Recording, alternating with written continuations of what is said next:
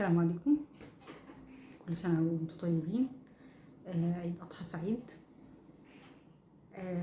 من فترة وأنا بفكر أعمل حاجة مخصوص لعيد الأضحى، ولم أجد أحسن من أن أنا أعمل خروف. أنا دورت على فيديوهات كتير على اليوتيوب إزاي نعمل خروف بالتليفون. للأسف ما لقيتش كتير، لأن أغلبية الحاجات دي بتتعمل بالكروشيه. بس شوية الفيديوهات اللي أنا لقيتها اتفرجت عليها وشفت أسهل تكنيك فيهم وجربتهم، ضفت عليهم. المهم يعني في الآخر عرفت أعمل الأخ ده. الأخ ده معمول بالخيط، ممكن لون واحد أو مجموعة ألوان زي ما انتوا عايزين. أنا بالنسبة لي ده كان بواقي خيط عندي وما كنتش لاقيه لهم حاجة أمزجهم مع بعضهم، فحظهم طلع بقى في الخروف. هنحتاج إبر مستقيمة عادية، مقاسها يعني حوالي 4-5 على حسب الخيط، وهنحتاج مقص وإبرة الخياطة اللي احنا بنخيط بيها في الآخر.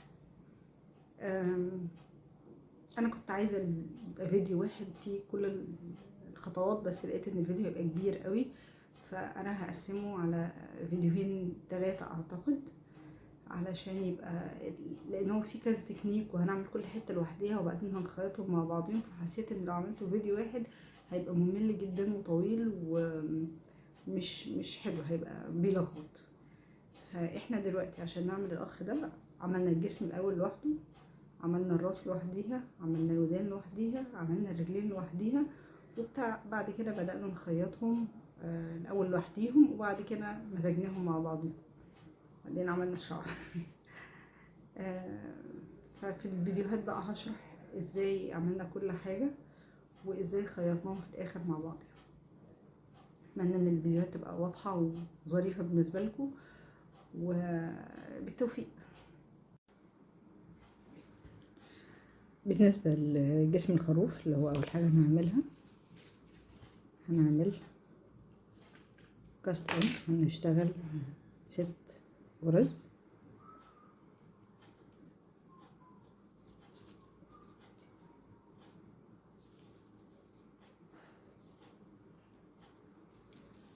بنفس الطريقة اللي احنا بنشتغل بيها الكاست اون في كل الحاجات اللي فاتت.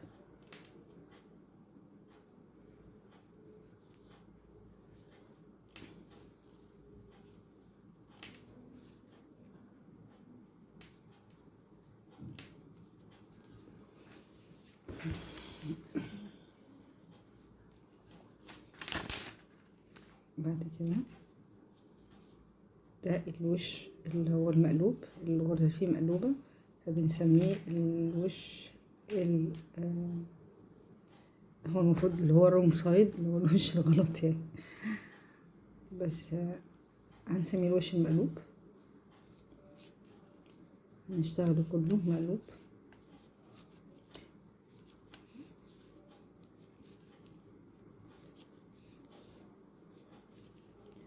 وبعد كده نشتغل الوش العادل. في تكنيك ان احنا في اول غرزة هنشتغلها عادي من غير ما نزود فيها. احنا المفروض دلوقتي هنزود. في اول غرزة هنشتغل من غير ما نزود، تاني غرزة هنزود فيها،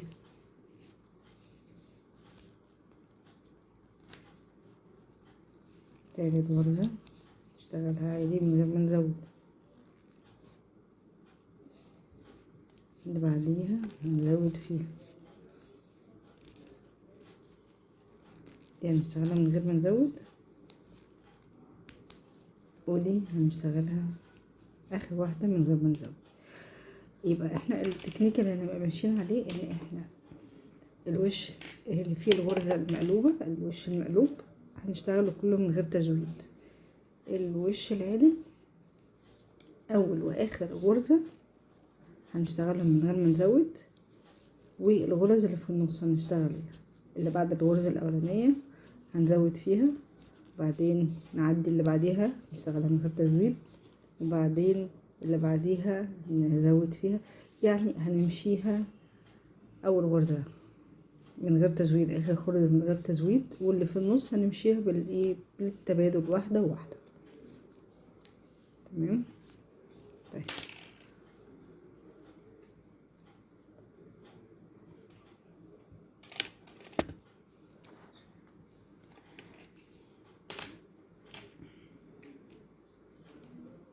ادي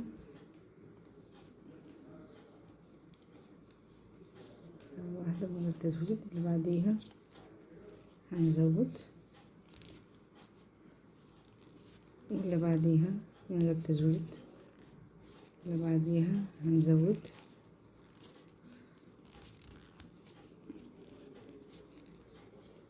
اللي بعديها من غير تزويد، دي هنزود، دي اخر اتنين من غير تزويد. طيب هنفضل ماشيين بالسيستم ده كده لحد ما نوصل للحجم اللي احنا عايزينه.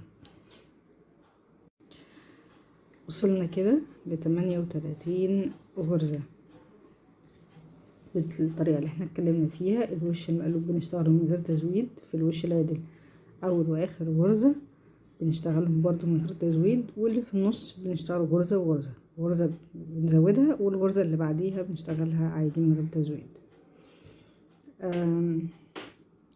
بعد كده بعد ما وصلنا اللي هو احنا قلنا 32 غرزة، هنكمل صف عدل، صف مقلوب من غير تزويد ومن غير حاجة، لحوالي 4 أو 5 صفوف، يعني 4 أو 5 صفوف، 6 صفوف، علشان يبقى احنا عندنا الوش عدل وش مقلوب، كل واحد فيهم مكررينه 3 مرات. بعد ما عملنا ال6 صفوف اللي مفيش فيهم تزويد ولا تقليل، بقى عندنا الشكل بالمنظر ده. تمام. في الصف السابع اللي هو يبقى الوش العدل، هنبتدي ان احنا نقلل عن طريق ان احنا نعمل غرزتين مع بعض، نشتغل غرزتين مع بعض بنفس الريتم اللي احنا زودنا بيه، يعني اول واخر غرزة هنشتغلها من غير تقليل، وبعد كده بالتبادل هتبقى غرزة هنشتغلها بتقليل او 2 مع بعضهم بتقليل، وغرزة عادية.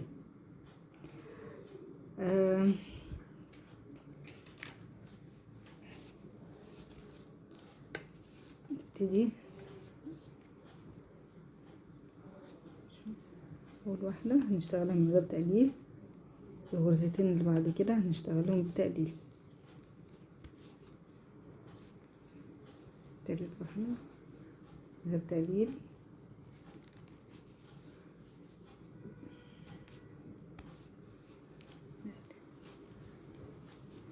من غير تقليل،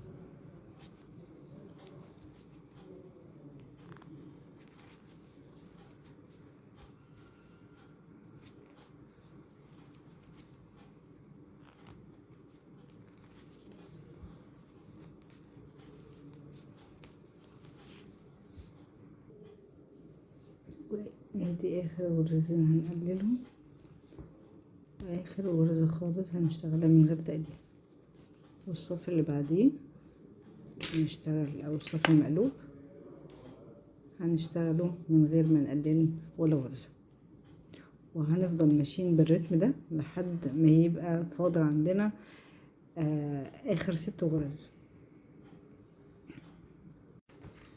احنا كده وصلنا لاخر صف تقليل.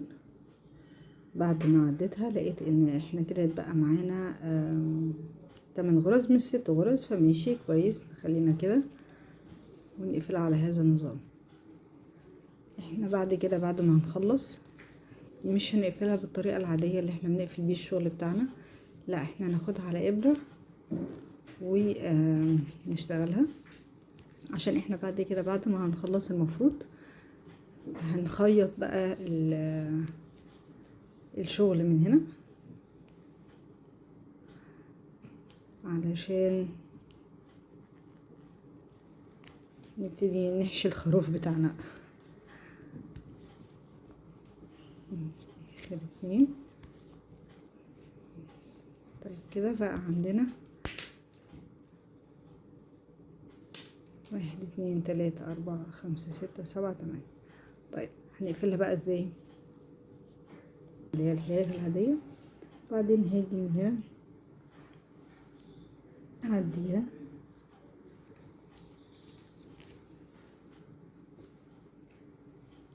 واحدة واحدة، او ادخلها كلهم مع بعضيها.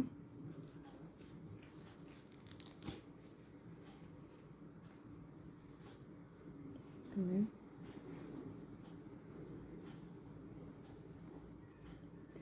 يبقى احنا كده عندنا 2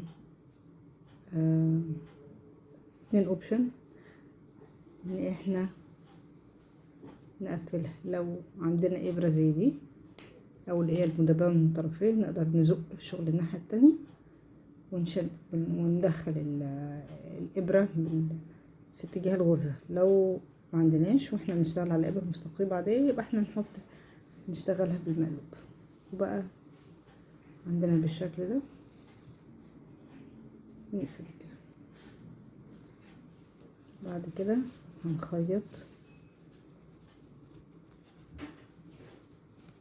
هنخيطها بالوش العدل، عشان احنا المفروض هنحشيها ونكمل التخيط بتاعها علشان نديلها الجسم بتاع الخروف.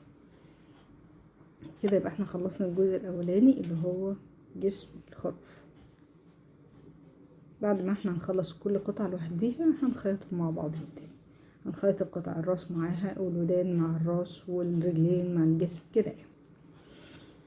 ففاضل لنا كده بقية الخروف اللي هنعمله على الفيديوهات التانية ان شاء الله. هنبتدي الجزء التاني من الخروف. هنعمل الراس. انا عاملاه بلون مختلف، بس ممكن تعملوه باللون الابيض او اللون اللي انتوا هتستعملوه عادي، بس انا حاسه ان الراس دي هيبقى شكلها اظرف باللون ده. هنعمل 12 غرزه، 14 غرزه. نعمل 14 غرزه. 3 4 5 6 7 8 9 10 11 12 14.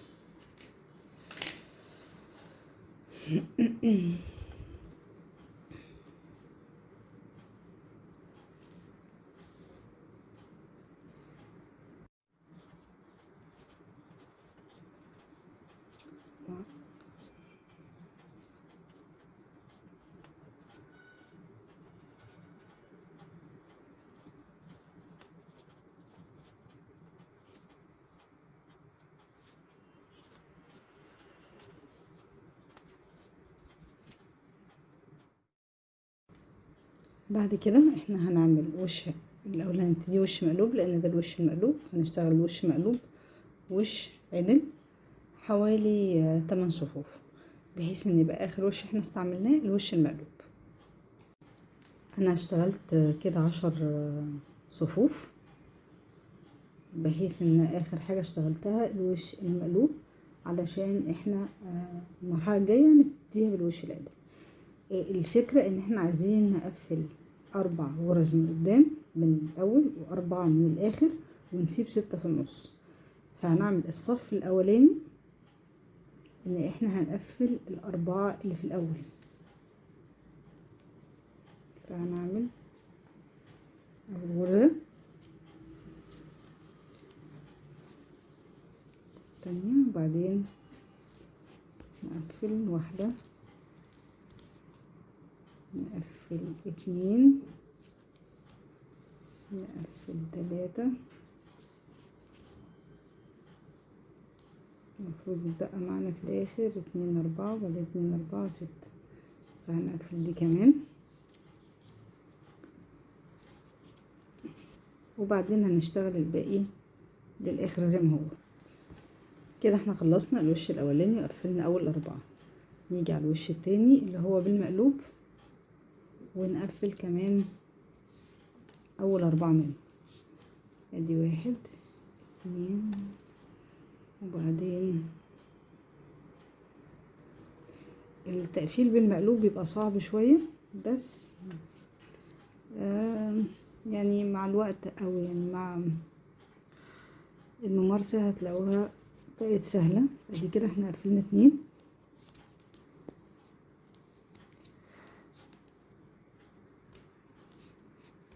قفلنا 3،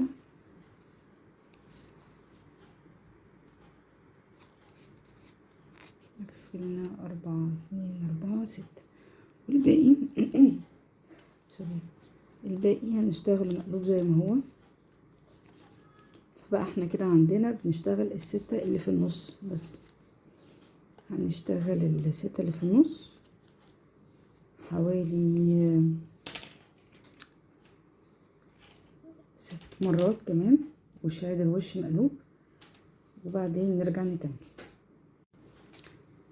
يبقى احنا كده بخلاف الصفين اللي عملناهم في الاول، اللي هم عملناهم اللي قفلنا بيهم اول 4 غرز، عملنا 3 صفوف كمان. 3 صفوف يعني 2، يعني الاول عدل مقلوب، عدل مقلوب، يعني اخر حاجة كانت مقلوب، واحنا المفروض دلوقتي في العدل. هنقفل بقى الشغل خالص، وبعد كده احنا طبعا هنعمل شغل الخياطة بس مش دلوقتي، عشان انا هجمع كل الحاجات اللي هنعملها بعد كده خياطة وهنخيطها مرة واحدة. هنا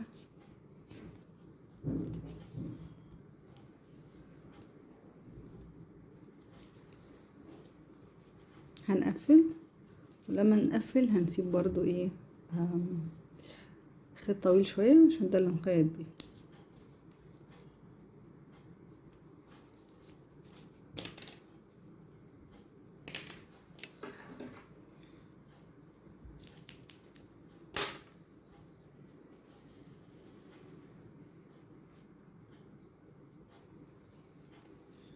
تمام تمام. يبقى احنا كده خلصنا الجزء الخاص بالراس قبل ما نخيطها. المفروض ان احنا لما نخيطها هيبقى شكلها كده. تمام. فاضل هنعمل الودان والعينين والبق. بعد كده دلوقتي احنا المفروض هنعمل الودان بتاعة الخروف. الودان سهلة. احنا اول حاجة هنبتديها بغرزة واحدة،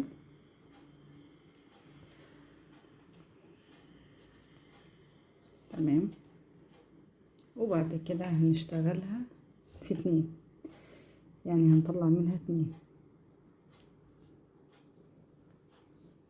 كده،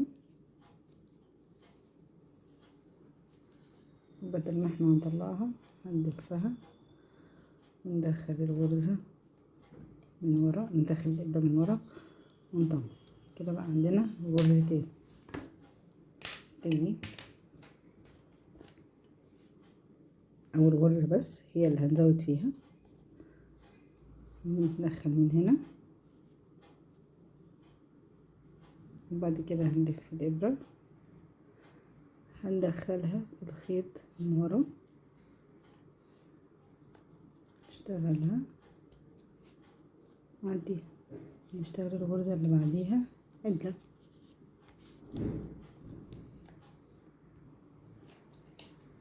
تاني أول غرزة نشتغلها، وبدل ما نطلعها هنلفها كده،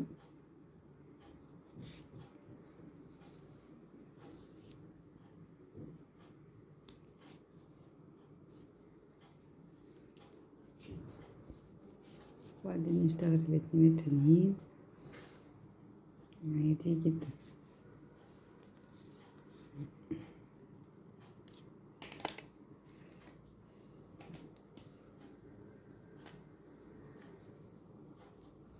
أول واحدة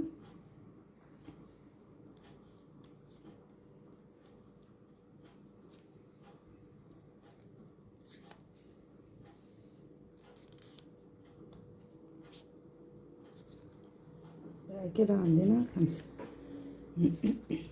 بعد ال5 دول أنا آسفة إن صوتي بالمنظر ده، بس طبعا واضح إن أنا واخدة مش دور برد يعني، بس من تغيير الجو كده.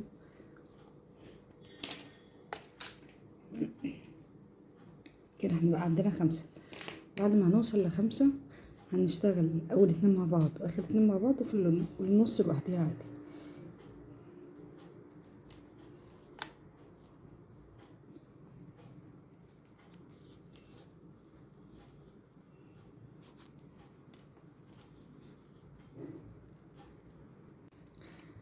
بعد ما اشتغلنا 2 و1 و2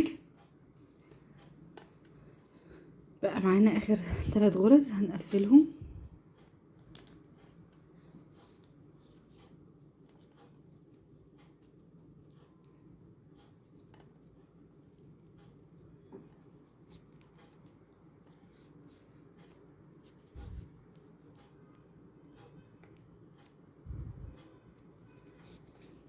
وبعد كده هنقص بزيادة شوية عشان دي اللي هنخيط بيها الودنين في الراس او الودن يعني في الراس، مش كبيرة اوي يعني. ونعمل الودن التانية يبقى كده عندنا ودنين بتوع الخروف.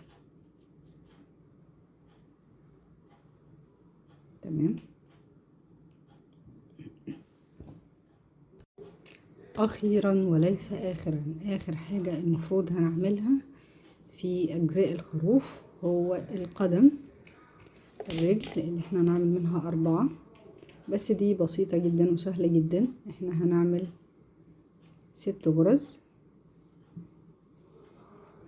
6 غرز دول هنشتغلهم وش عدل وش مقلوب، وبعدين هنكرر ده 1 2 3 4 5 6 7 8 صفوف، وبعد كده هنقفل الشغل. مع العلم ان الوش اللي هنقفل بيه احنا هنكون خلصنا عدل، يعني المفروض نشتغل مقلوب بس احنا هنقفله عدل مش هنقفله مقلوب. 2 4 6 يبقى احنا نعمله. طبعا اول صف انا بعمله مقلوب لان دي هنا مقلوب. ايا كان سواء هتعملوا اول صف مقلوب وتبتدوا من تاني عدل، المهم تبقوا عارفين الترتيب اللي انتم ماشيين بيه عشان احنا عايزين نعمل صف عدل صف مقلوب.